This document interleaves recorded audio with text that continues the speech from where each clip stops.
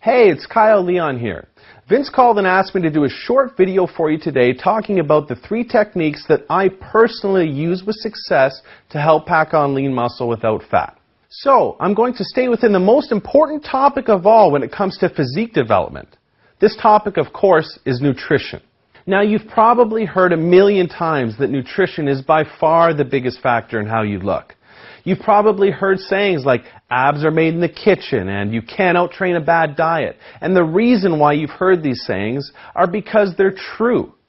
If you ask any fitness model or bodybuilder what the most important factor is in how you look, that's exactly what you'll be told. Now, I'm a nutrition guy, and I can talk nutrition with you for hours. But what I want to do today is cover the main topic that I feel will benefit you the most with the information I can give you. This topic is called systematic nutribolism. This just means optimizing our nutrition to maximize muscle without fat. Now, when we're trying to build muscle without fat, you've undoubtedly heard about protein, protein, protein. And yes, I understand protein is important, okay? Protein is the building block of muscle, and protein is important to keep high regardless of whether or not you're trying to build muscle or lose fat. But getting your ideal protein intake down, and fat intake down for that matter, is not challenging. You're going to be able to accomplish that fairly easily. What is a little bit of a different story, though, is your carbohydrate intake. Now, keeping that in mind, let's dive into 3 techniques of systematic nutribolism. 1. Carbohydrate capitalization. This technique is used with a lot of success by many people. Basically, this technique involves structuring the majority of your daily carbohydrates around your workouts, pre and post-workout. If you're looking for a rule of thumb, I would go 70-30. That means 70% of your daily carbohydrates should be consumed throughout your pre and your post-workout window. The other 30% preferably would come first thing in the morning. 2. Somatify your nutrition. This just means adjusting your nutrition to your somatotype. Body type is another word for somatotype, and you might have heard of the 3 basic body types by now, which are ectomorph, mesomorph, and endomorph. All of the different body types that you haven't heard of do play a difference. You see, on that pendulum of ectomorph, mesomorph, and endomorph, in between there are many different variations of body types that a lot of people have not talked about yet, and only some of the higher world-renowned nutritionists and sports nutritionists are identifying the way these different body types react to different nutrients, especially carbohydrates. Carbohydrates tend to affect the different body types in a more drastic manner than other macronutrients. So keeping that in mind, I'd like to give you a few tips that might help you maximize lean muscle gains without fat, even though I don't know you or your body type. If you're on the ectomorphic side, meaning that you have a very difficult time putting on weight, putting on muscle, and you're naturally very, very skinny, small bones, small wrists, you're going to benefit from really manipulating your higher glycemic carbohydrates, especially around your workout windows.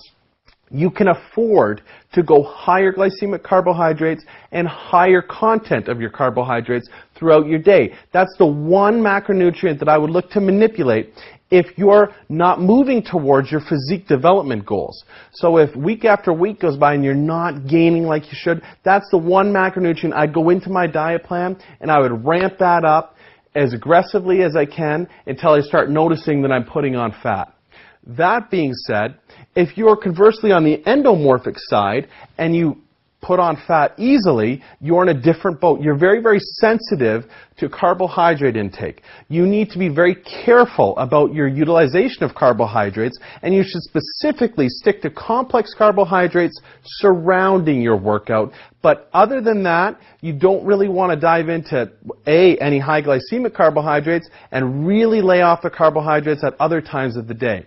Now that being said, I think we're in a good place for you to understand that there's different body types out there that respond differently to certain nutrition plans, and finding the right nutrition plan for your body type is probably something that you should invest some time towards by measuring your results of your current nutrition plan if you're not moving towards your physique development goals quickly. 3. Adjust your nutrition to your weight training regimen. This is one mistake that's easily avoided that I see a lot of guys making that's actually hurting themselves more than they understand. You see, you could have the very best generic meal plan from a book, magazine, or online report that says I'm supposed to have this meal 1, this meal 2, this meal 3. As you know, it's not customized for you, for your body type, but it's also not customized for your weight training regimen. You need to understand and adapt and adjust your nutrition to your weight training regimen. A lot of guys will work out at night, but then not have their post-workout carb meal and not have their post-workout protein intake like they should because they feel it's late at night and they don't want to put on fat. That's not how it works.